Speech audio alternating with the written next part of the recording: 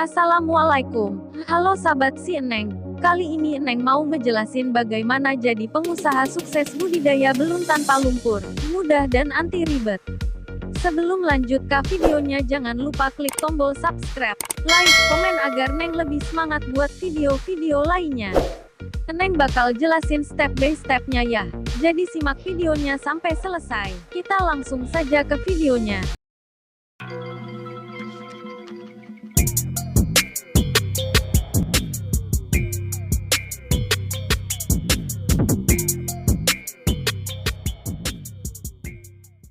Cara budidaya belut tanpa lumpur untuk pemula, mudah dan anti ribet. Belut merupakan binatang air yang digolongkan dalam kelompok ikan. Berbeda dengan kebanyakan jenis ikan lainnya, belut bisa hidup dalam lumpur dengan sedikit air. Binatang ini mempunyai dua sistem pernapasan yang bisa membuatnya bertahan dalam kondisi tersebut. Meski dalam habitat aslinya berada di tempat berlumpur, cara budidaya belut tidak harus menggunakan media lumpur. Namun juga bisa menggunakan air bersih di kolam biasa.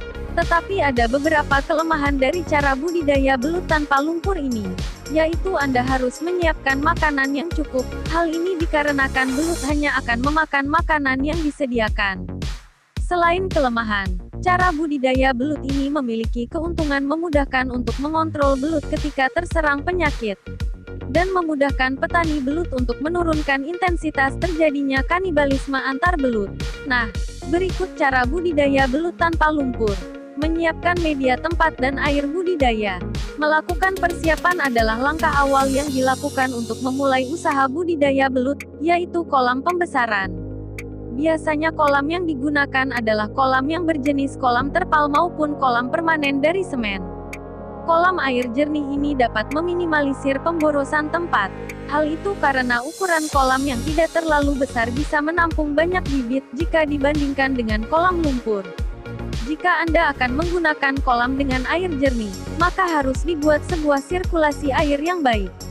Hal itu agar bisa mengatur kadar pH di dalam air yang pastinya akan terganggu karena adanya pengeluaran lendir dari tubuh belut. Sirkulasi yang bagus akan membuat kadar oksigen di dalam kolam menjadi stabil dan air tetap jernih. Pemilihan bibit belut. Pemilihan bibit belut nantinya akan menentukan hasil dari panen. Jadi Anda harus mendapatkan bibit yang berkualitas dan unggul. Berikut beberapa ketentuan dalam pemilihan bibit. 1. Pilihlah bibit yang tidak ada bekas luka dan kondisi belut yang lincah. 2.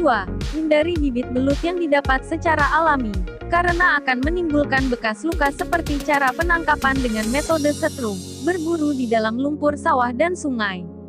3. Inilah mengapa Anda harus lebih teliti dalam memilih dan membeli bibit belut. Bibit yang sehat tentunya berpotensi untuk berkembang secara maksimal. 4. Ukuran bibit setidaknya harus merata atau sama besar. Tingkatan kanibalisme bisa diminimalisir dengan cara memilih ukuran bibit yang sama besar. 5. Selain adanya kanibalisme, pemberian pakan tentunya juga tidak akan merata jika Anda mencampurkan bibit yang kecil dengan bibit yang besar di satu kolam yang sama. Penebaran bibit belut. Cara budidaya belut tanpa lumpur ini dalam penebaran benihnya dapat lebih banyak. Hal ini jika dibandingkan dengan cara budidaya belut secara konvensional atau menggunakan lumpur. Pemberian pakan teratur. Pemberian pakan bagi peternak belut khususnya untuk pemula adalah dengan pemberian makan secara teratur. Hal ini sangat penting bagi tumbuh kembangnya belut. Pemberian pakan yang tepat akan menyebabkan keberhasilan dari budidaya belut akan lebih optimal. Anda bisa memberikan beberapa jenis pakan alami seperti limbah ikan, bekicot, sisa cincangan dari daging ayam maupun pelet. Biasanya pakan akan diberikan secara berkala 3-4 kali sehari. Semakin besar dan semakin berumur bibit, maka jumlah pakan akan lebih sedikit. Perawatan belut. Rawatlah belut dengan seksama. Perhatikan kualitas air, pemberian pakan secara teratur serta sesuai dengan takaran agar tidak menimbulkan air yang cepat kotor dan sifat kanibalisme belut. Perlu diketahui kebiasaan belut yang mengalami penyakit, yaitu ditandai dengan belut terus bergerak pada siang hari dan aktif menyerang belut lainnya. Belut adalah binatang yang mengeluarkan lendir, hal ini dikarenakan mekanisme tubuh untuk melindungi dirinya yang terbilang sensitif.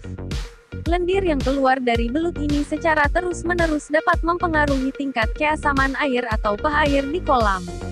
Sehingga ketika air kolam mencapai ambang batas pH 7, maka air harus segera dinetralkan atau segera disirkulasi. Maka dari itu media budidaya belut harus dilengkapi dengan sirkulasi air yang memadai. Panen ternak belut. Proses pemanenan belut sebenarnya tidak memiliki takaran dan masa panen, karena mau sekecil apapun belut tetap bisa dinikmati dan bergizi tinggi. Namun agar panen yang didapati dalam jumlah maksimal, maka bisa melakukan panen setelah 3 hingga 4 bulan masa pemeliharaan.